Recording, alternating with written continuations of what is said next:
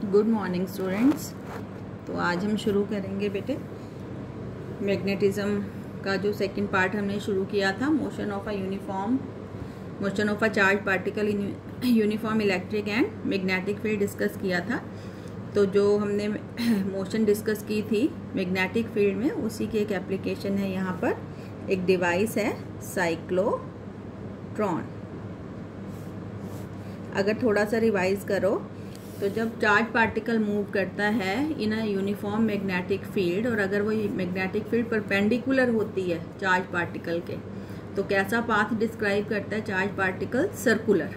ठीक है, ये हमने सारा ट्रीटमेंट किया था। और सर्कुलर पाथ डिस्क्राइब करने के लिए जो सेंट्रीपिटल फोर्स चाहिए होती है चार्ज पार्टिकल को, that is provided by the force due to magnetic field. तो इसी फैक्ट पर बेस्ड हमारी एक डिवाइस है साइक्लोट्रॉन। तो बेटे डिवाइस क्या होती है कि यंत्र, एक उपकरण। ठीक है, तो मोस्टली जब डिवाइस आती है तो वो 5 मार्क्स का क्वेश्चन होता है, जिसमें वो डिवाइस क्या है ये लिखना होता है, उसका प्रिंसिपल, वर्किंग, कंस्ट्रक्शन, ठीक है, थ्योरी, लिमिटेशंस जो भी हैं उसके बारे में हमें लिखना होता है। तो ये आपके सिलेबस की शायद पहली डिवाइस है साइक्लोट्रॉन। तो it is a device which is used to, सबसे पहले तो यूज लिखना होता है कि किस लिए हम इस्तेमाल करते हैं। Which is used to accelerate दी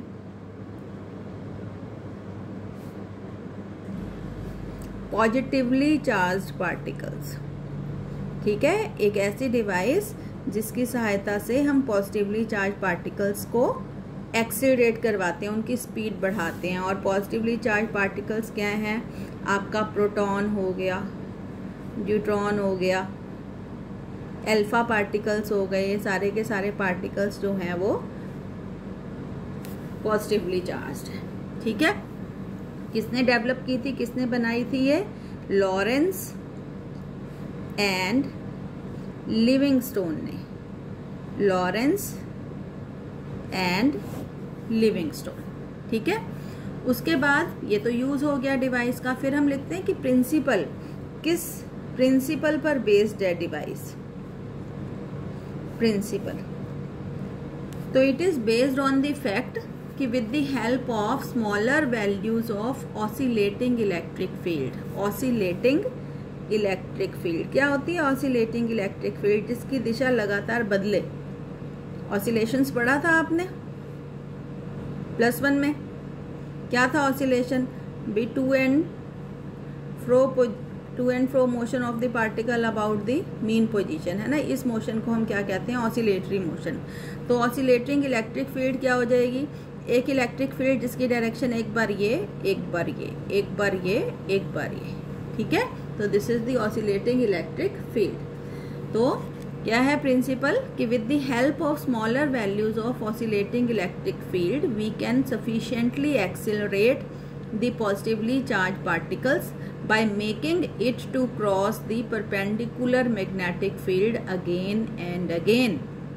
कि बार बार हम उस चार्ज पार्टिकल को क्रॉस करवा रहे हैं परपेंडिकुलर मैग्नेटिक फील्ड, और फिर इसकी सहायता से it can be accelerated sufficiently. कैसे, वो अब हम डिस्कस करेंगे। तो कंस्ट्रक्शन क्या है इसमें, फिर आती है कंस्ट्रक्शन भी कैसे बना हुआ है। तो cyclotron consist of 2 D shaped, D letter होता है इंग्लिश का, ऐसे ही होता है, 2 डी शेप के हॉलो मेटालिक चैम्बर। मेटल के चैम्बर हैं हॉलो, जैसे पीपे होते हैं ना अंदर से खाली, उस तरीके के। किस शेप के हैं? डी शेप के। It consists of 2 D-shaped hollow metallic chambers placed with their diameters parallel to each other। कैसे रखे हैं हमने? इनके diameters को एक दूसरे के parallel रखा है।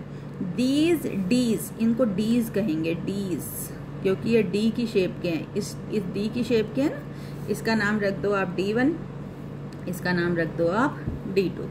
तो D's are connected to high frequency oscillator HFO, high frequency oscillator, which can produce a potential difference of 10 की power 4 volt at a frequency of 10 की पावर 7 हर्ट्ज। क्या मतलब कितना पोटेंशियल डिफरेंस है दोनों के बीच में? 10,000 वोल्ट का। और क्योंकि ऑसिलेटर है, कितनी फ्रीक्वेंसी है? 10 की पावर 7 हर्ट्ज, मतलब 1 सेकंड में 10 की पावर 7 टाइम्स इनकी पोलैरिटी बदल रही है। ये पॉजिटिव, ये नेगेटिव, फिर ये पॉजिटिव, ये नेगेटिव, ये पॉजिटिव, ये नेगेटिव, है ना? एक नेगेटिव, एक पॉजिटिव, D1 कह दो, D2, फिर ये नेगेटिव, ये पॉजिटिव, फिर ये पॉजिटिव, फिर ये नेगेटिव। ये ऐसा कितनी बार हो रहा है? ऐसा हो रहा है 10 की पावर 7 टाइम्स इन 1 सेकेंड, ठीक है। और ये जो डीज हैं, these are enclosed in a steel chamber. एक स्टील के चैम्बर के अंदर हमने इनको बंद किया है, और वो जो स्टील का बर्तन है, चैम्बर है, उसको हमने यूनिफॉर्म मैग्नेटिक फील्ड में रखा हुआ है, विच इज़ एक्टिंग परपेंडिकुलर। ये नॉर्थ पोल है किसी इलेक्ट्रोमैग्नेट का, और ये क्या है? South pole. और मैग्नेटिक फील्ड होती है नॉर्थ टू साउथ, है ना? ये परपेंडिकुलर हो गई, ये डीज के प्लेन के परपेंडिकुलर हो गई है ये आपकी मैग्नेटिक फील्ड। क्लियर है? और वो पॉजिटिवली चार्ज पार्टिकल जिनको हमने दौड़ाना है, जिनको हमने एक्सीलरेट कराना है, that is produced at P। ठीक है, तो this is the construction of cyclotron. फिर देख लो, it consist of 2 D shape के hollow metallic chamber which are called Dees. These Ds are placed with their diametric edges parallel to each other. These Ds are connected to high frequency oscillator which can produce a potential difference of 10 की power 4 volt at a frequency of 10 की power 7 hertz. The whole arrangement is enclosed in a steel chamber, and this steel chamber is placed in a perpendicular magnetic field which is being produced by electromagnetic poles N and S. The positively charged particles which are to be accelerated are produced at P. उनको हम कहाँ उत्पन्न करवाते हैं? P पर। तो this is the construction.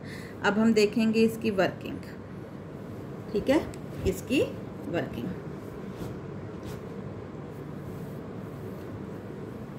Suppose the instant working, इसमें working भी हो गई और अब ये थ्योरी भी हम डिस्कस करेंगे। ठीक है, तो suppose the instant the positively charge particle is produced at P। माना जिस समय, जिस क्षण पॉजिटिवली चार्ज पार्टिकल P पर उत्पन्न हुआ, D1 नेगेटिव थी और D2 पॉजिटिव थी। अब ये पॉजिटिवली चार्ज पार्टिकल है, किस तरफ दौड़ेगा? जो नेगेटिव है, और मैं कह रही हूँ D1 नेगेटिव थी, तो it get accelerated towards D1। किस तरफ दौड़ा? D1 की तरफ। अब जैसे ही ये D1 के अंदर पहुंचा, ध्यान से सुनेंगे, ये है hollow metallic chamber, hollow conductor. और आपको पता है inside hollow conductor electric field क्या रहती है? 0।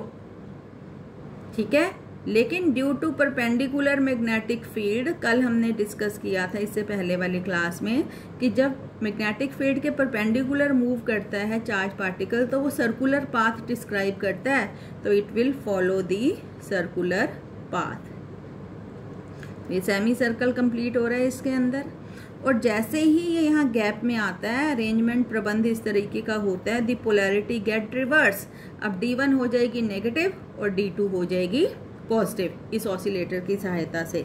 तो अब ये कहाँ दौड़ पड़ेगा? D2 के अंदर। Again on reaching inside D2, अब जब इनसाइड पहुंच गया D2 के, तो अगेन इलेक्ट्रिक फील्ड 0 है इसके अंदर, लेकिन due to this perpendicular magnetic field it will describe semi circular path of greater radius. Again जैसे ही यहाँ गैप में पहुंचेगा, फिर पोलैरिटी बदल जाएगी, ये नेगेटिव और ये पॉजिटिव, और ऐसा ही चलता रहेगा जब तक ये सफिशिएंटली एक्सीलरेट नहीं हो जाता है। And finally it can come out by applying an electric field through this window. यहाँ पे एक विंडो छोड़ देते हैं, it can be made out. ठीक है, तो this is how the charge particle is accelerated using cyclotron. अब इधर देखेंगे बेटे कि अब जब ये D के अंदर है, due to perpendicular magnetic field, कैसा पाथ डिस्क्राइब कर रहा है? सर्कुलर, आधा सर्कल यहाँ कंप्लीट हो रहा है और आधा यहाँ पे। ठीक है, और सेमी सर्कुलर पाथ या सर्कुलर पाथ को डिस्क्राइब करने के लिए हमें कैसी फोर्स चाहिए होती है? Centripetal force. कितनी चाहिए होती है? अगर पार्टिकल का मास m है, it is moving with velocity v in a circle of radius r, तो उसको इतनी सेंट्रीपिटल फोर्स चाहिए होती है। तो ये अगर इस चार्ज पार्टिकल का मास m है, वेलोसिटी v है और इसका रेडियस r है इस सेमी सर्कल का, तो उसको इतनी सेंट्रीपिटल फोर्स चाहिए। ठीक है, बट ड्यू टू ये जो सेंट्रीपिटल फोर्स है, कौन इसको प्रोवाइड करवाएगा? The force due to magnetic field. ठीक है, कितनी फोर्स लग रही है due to magnetic field?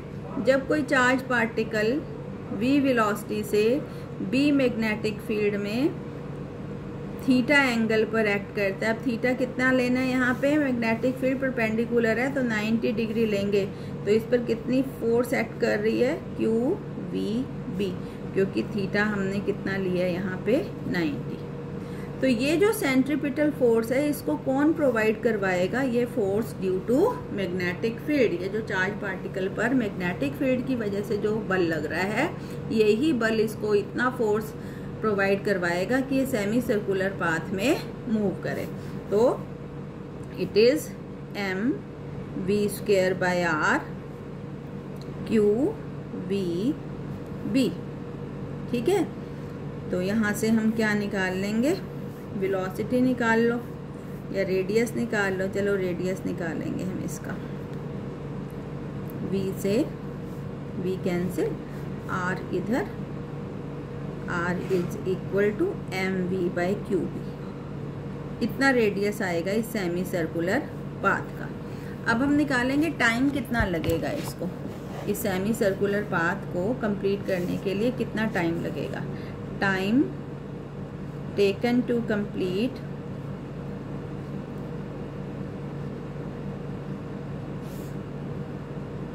Semi circular path.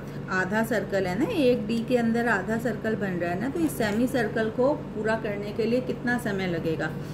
तो बेटे वेलोसिटी होती है आपका डिस्टेंस अपॉन टाइम, तो यहाँ से टाइम हो जाएगा आपका ऊपर चला गया डिस्टेंस अपॉन वेलोसिटी, मतलब t इज इक्वल टू कितनी दूरी तय करनी पड़ रही है? आधा सर्कल। आधा सर्कल, अगर ये सर्कल है जिसका रेडियस r है, तो पूरा सर्कल जब पूरा होता है तो कितनी दूरी तय होती है? 2πr, है ना। तो आधा सर्कल चलने में कितनी दूरी तय करनी पड़ेगी? πr/v। ठीक है, इतना टाइम लगेगा इसको आधा सर्कल डिस्क्राइब करने में। और अगर हम r की वैल्यू ये सब्स्टिट्यूट कर दें तो ये आएगा बेटे π/v, और r की जगह हम रख रहे हैं इसमें mv/bq। v और v कैंसिल हो गया, कितना आया? t आ गया आपका πm/bq। बहुत इम्पॉर्टेंट आया ये जो रिलेशन आया है। देखो ये जो टाइम है आधा सर्कल कंप्लीट करने में जो समय लग रहा है वो कांस्टेंट है। ये पाई constant, mass of the particle constant, magnetic field constant और चार्ज भी पार्टिकल पर कांस्टेंट है। तो चाहे ये वाला आधा सर्कल है, चाहे ये बड़े वाला आधा सर्कल है, और फिर चाहिए इससे बड़े वाला आधा सर्कल है, इन सभी सेमी सर्कल को कंप्लीट करने में एक कांस्टेंट टाइम लगता है जो है πm/bq। और यही जो टाइम है जो आधा सर्कल कंप्लीट करने में लग रहा है, ये एग्जैक्टली उस टाइम के बराबर है जिसमें इस ऑसिलेटर का आधा चक्कर पूरा हो रहा है। मतलब जैसे ही यहाँ बीच में आएगा ये पोलैरिटी बदलेगी। देखो ये बताया था ना कि ये नेगेटिव है, ये नेगेटिव है D1 और D2 क्या है? पॉजिटिव। फिर क्या हुआ? फिर D2 नेगेटिव और ये पॉजिटिव। फिर क्या हुआ? फिर ये अगेन नेगेटिव और ये पॉजिटिव। ये है एक कंप्लीट ऑसिलेशन इस ऑसिलेटर का, नेगेटिव से दोबारा नेगेटिव आने में, और यहाँ से यहाँ तक ये है हाफ ऑसिलेशन। तो ये वाला जो टाइम निकाला है it is exactly equal to half oscillation, कि जितने टाइम में ये चार्ज पार्टिकल अपना सेमी सर्कल कंप्लीट करता है, it is exactly equal to the time during which the half cycle of oscillator is completed. मतलब जैसे ही पार्टिकल बीच में आएगा वैसे ही पोलैरिटी बदल जाएंगी। अब ये नेगेटिव थी पहले, अब ये नेगेटिव और ये फिर ये अंदर दौड़ेगा, फिर जैसे बीच में आएगा, फिर उल्टा, फिर ये नेगेटिव, ये पॉजिटिव, इसीलिए it is able to complete the circular paths. ठीक है बेटे, तो टाइम पीरियड कितना होगा इस ऑसिलेटर का या साइक्लोट्रॉन का भी? टाइम पीरियड मतलब एक चक्कर पूरा करने में जो समय लगे। अब आधा चक्कर पूरा करने में तो इतना समय लग रहा है, कंप्लीट चक्कर पूरा करने में कितना समय लगेगा? इसका डबल। तो टाइम पीरियड जो होगा ऑफ साइक्लोट्रॉन, कैपिटल टी से डिनोट करेंगे, वो इस टाइम का डबल होगा। ठीक है, इसका डबल मतलब कितना? 2 pi m by B Q. Exactly वही है जो हमने इससे पहले वाले लेक्चर में निकाला था। फ्रीक्वेंसी ऑफ ऑसिलेशंस कितनी रहेगी कि एक सेकंड में कितने चक्कर पूरे करेगा ये? 1/t। तो it is B Q upon 2 pi m। ठीक है, और इसके अलावा एंगुलर फ्रीक्वेंसी कितनी रहेगी साइक्लोट्रॉन की? तो वो होती है 2 पाई न्यू। 2 पाई न्यू की जगह ये value B Q upon 2 pi m। 2 पाई से 2 पाई कैंसिल, तो कितनी आई एंगुलर फ्रीक्वेंसी? बी क्यू बटे m। सेम वही रिजल्ट्स आ रहे हैं जो हमने निकाले थे इससे पहले वाले लेक्चर में, जब charge particle is moving in uniform magnetic field. ठीक है, परपेंडिकुलर मैग्नेटिक फील्ड। तो दिस इज द साइक्लोट्रॉन। इसमें हम एक और चीज निकाल सकते हैं बेटे, मैक्सिमम काइनेटिक एनर्जी निकाल सकते हैं हम साइक्लोट्रॉन की, कि कितना एक्सीलरेट कर सकते हैं हम इस आयन की काइनेटिक एनर्जी को, कितना बढ़ा सकते हैं। तो उस मैक्सिमम काइनेटिक एनर्जी के लिए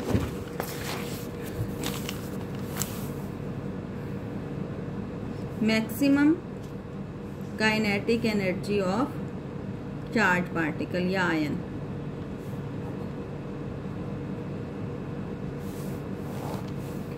माना V not is the maximum velocity है चार्ज पार्टिकल की। R नॉट क्या है? मैक्सिमम रेडियस, क्योंकि रेडियस जो है वो D के रेडियस से ज़्यादा थोड़ी ना हो सकता है। माना इस D का रेडियस जो है वो इतना है, तो इससे ज़्यादा रेडियस का सर्कल थोड़ी ना डिस्क्राइब हो सकता है। ठीक है, तो कितनी सेंट्रीपिटल फोर्स चाहिए होगी इसको? mv not square by r not, इतनी। और force due to magnetic field इस पर कितनी लगेगी? q v not b। Equate कर दो, m v not square by r not, क्योंकि सेंट्रीपिटल फोर्स ही कौन उपलब्ध करवाता है? Force due to magnetic field. एक v नॉट से एक v नॉट कैंसिल, तो यहाँ पे v नॉट आ गया बेटे आपका q b r not by m, है ना। This is the maximum velocity attained by the charge particle. तो मैक्सिमम काइनेटिक एनर्जी क्या होता है? काइनेटिक एनर्जी का फार्मूला हाफ mv स्क्वायर, तो हाफ mv नॉट का स्क्वायर, हाफ m, और ये v नॉट क्या है आपका? q b r not m का स्क्वायर। तो ये आ जाएगा आपका 1/2m q square b square r not square by m square. एक m से एक m कैंसिल। तो maximum kinetic energy of charge particle is given as q square b square r not square बटे 2m। This is the maximum kinetic energy of charge particle. ये तब करना है जब पूछ रखा हो कि मैक्सिमम काइनेटिक एनर्जी निकालनी है, और अगर सिर्फ साइक्लोट्रॉन आया हुआ हो कि what is cyclotron, discuss in detail, 5 marks का क्वेश्चन होता है, फिर आपको इतना ही करना है यहाँ तक। फिर मैं बता दूं कि जब डिवाइस आती है 5 मार्क्स में आती है, और ये मार्क्स बटे होते हैं कि आधा नंबर यूज़ का, 1 नंबर प्रिंसिपल का, 1 नंबर कंस्ट्रक्शन लिखने का, 1.5 नंबर वर्किंग और थ्योरी का, इस तरीके से। ठीक है, तो अच्छे से अटेम्प्ट करना होता है ये क्वेश्चन। अब आगे है बेटे इसकी लिमिटेशन। लिमिटेशन का मतलब होता है कमियां। क्या साइक्लोट्रॉन की कोई लिमिटेशन है? तो ये तब करना है जब पूछ रखा हो, अगर नहीं पूछ रखा हो तो ये नहीं करना है फिर क्वेश्चन में। ठीक है, लिमिटेशंस ऑफ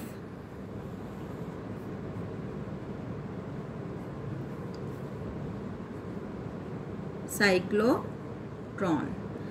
कि क्या लिमिटेशंस हैं साइक्लोट्रॉन की। नंबर 1 पहली लिमिटेशन कि साइक्लोट्रॉन की हेल्प से हम पॉजिटिवली चार्ज पार्टिकल को इनफाइनाइटली एक्सीलरेट नहीं कर सकते, एक लिमिट तक एक्सीलरेट किया जा सकता है, ठीक है। दी पॉजिटिवली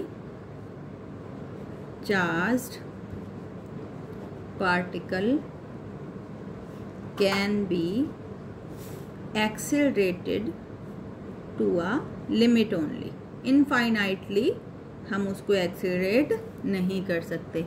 क्यों? अब इसका नोट है, देखो थ्योरी ऑफ रिलेटिविटी दी थी आइंस्टीन ने, तो according to theory of relativity जब कोई पार्टिकल मूव करता है with a speed which is comparable to speed of light, कि जो लाइट के स्पीड के आसपास है, तो फिर उसका मास कांस्टेंट नहीं होता, उसका मास चेंज रहता है। अदरवाइज तो हमारा मास क्या होता है, कांस्टेंट ना, हमारी स्पीड पर डिपेंड नहीं करता, चाहे हम कार में बैठ के जा रहे हैं चाहे हवाई जहाज में बैठ के जा रहे हैं। लेकिन अगर हम मूव करने लग जाएं विद अ स्पीड जो जिसकी हम लाइट की स्पीड से तुलना कर सकें, कितनी है लाइट की स्पीड, 3 × 10⁸ मीटर पर सेकेंड, तब हमारा मास विल चेंज। कैसे चेंज होगा? According to relation m = m0 1 - v²/c²। इसमें m0 होता है रेस्ट मास पार्टिकल का, ठीक है। v क्या होती है? पार्टिकल की स्पीड, और m क्या है? मास जो बदलेगा v के साथ। अगर हमारी स्पीड बदलेगी तो ये मास बदलेगा। अब आधा चक्कर पूरा करने में जो समय लग रहा था वो था πm/bq, πbq, और m की जगह मैं ये रख दूं तो इट इज m0 1 - v²/c², ठीक है। मतलब जब वेलोसिटी बढ़ती है, जब वेलोसिटी बढ़ेगी तो ये वाला फैक्टर जो है, ये नीचे वाला, ये कम होगा, और अगर ये कम होगा तो टाइम बढ़ जाएगा, टाइम बढ़ जाएगा। अगर वेलोसिटी इंक्रीज करेगी तो टाइम बढ़ जाएगा। ये जो आपका साइक्लोट्रॉन था, ये जो पार्टिकल ऐसे घूम रहा था, टाइम बढ़ गया, आधा चक्कर पूरे करने में जो समय लग रहा है वो बढ़ गया। बढ़ गया मतलब ये देर से पहुंच रहा है, इस गैप में ये देर से पहुंच रहा है। पोलैरिटी पहले ही बदल गई, ये नेगेटिव था ये पॉजिटिव था, लेकिन इसको यहाँ पहुँचने में देर हो गई, उससे पहले ही ये पॉजिटिव हो गया और ये नेगेटिव। तो फिर ये इतना रिदमिक नहीं है, सर्कुलर मोशन डिस्क्राइब नहीं करेगा, ठीक है। तो this is the fact the positively charge particle can be accelerated to a limit only. दूसरी लिमिटेशन क्या है साइक्लोट्रॉन की, कि अनचार्ज पार्टिकल जो हैं, जिन पर कोई चार्ज नहीं है, जैसे अनचार्ज पार्टिकल जैसे neutron, can not be accelerated using cyclotron, ठीक है। अब अनचार्ज है, जब पार्टिकल पे कोई चार्ज ही नहीं है तो ना वो D1 की तरफ दौड़ेगा अट्रैक्ट होके, ना वो D2 की तरफ दौड़ेगा। और तीसरी लिमिटेशन क्या है इसकी, कि नेगेटिवली चार्ज पार्टिकल्स जो हैं,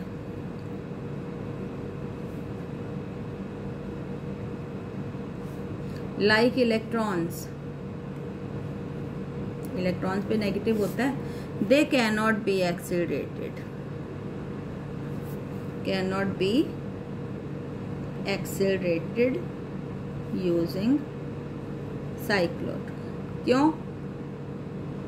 क्योंकि they are light, इनका जो भार होता है, इनका जो मास होता है वो कम होता है, तो they soon get out of step with cyclotron।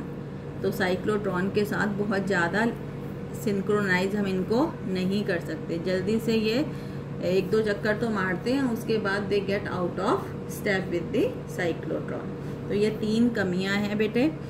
Limitations हमने तब लिखनी है जब एग्ज़ाम में अलग से पूछ रखी हो, ठीक है। ये अलग से क्वेश्चन आता है 5 मार्क्स में कि what are the limitation, 2 marks में what are the limitations of cyclotron, तो उसमें सिर्फ ये 3 इसकी कमियां लिखनी हैं। साइक्लोट्रॉन आ जाए 5 मार्क्स में, तो फिर जो बताया था साइक्लोट्रॉन सारे का सारा लिखना है, और अदरवाइज साइक्लोट्रॉन का कोई क्वेश्चन आ जाए कि right the principle of cyclotron, तो सिर्फ प्रिंसिपल बताना है, ठीक है। अदरवाइज क्वेश्चन बहुत इंपॉर्टेंट है, बोर्ड के एग्जाम के हर सेट में ये क्वेश्चन होता है, तो तुम इसको बहुत अच्छे से रिवाइज कर लेना। आगे हम कल करेंगे। Thank you.